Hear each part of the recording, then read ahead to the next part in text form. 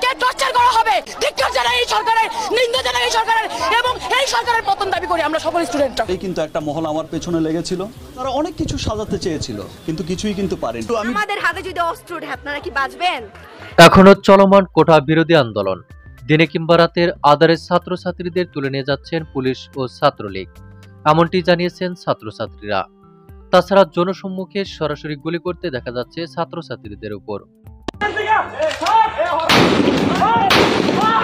এদিকে এক ছাত্রী সরকারকে উদ্দেশ্য করে বলেন, আমাদের হাতে যদি অস্ত্র ওঠে আপনারা কি বাঁচবেন? আমাদের হাতে যদি অস্ত্র ওঠে আপনারা কি বাঁচবেন? এদিকে সুপারস্টার শাকিব খানকে অনেকবার দেখা গিয়েছে ছাত্রছাত্রীদের পাশে থেকে উপর মহলে করা হুঁশিয়ারি দিতে। তিনি বলেছিলেন, আন্দোলনরত শিক্ষার্থীদের সাথে আমাকে রাস্তায় নামতে বাধ্য করবেন না।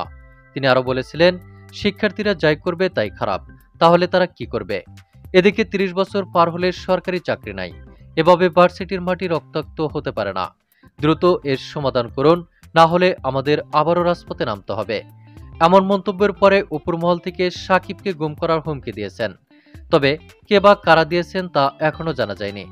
সাকিব খান বলেন, আমাকে হুমকি দিয়ে লাভ নেই, কারণ আমি ন্যায়ের পথে কথা বলতে দ্বিধাবোধ করি না। সো ভিউয়ার্স, এ বিষয়ে আপনার কি মতামত তা কমেন্ট করে জানিয়ে দিন, এবং ভিডিওটি ভালো লাগলে লাইক, কমেন্ট, শেয়ার করে পাশে থাকবেন।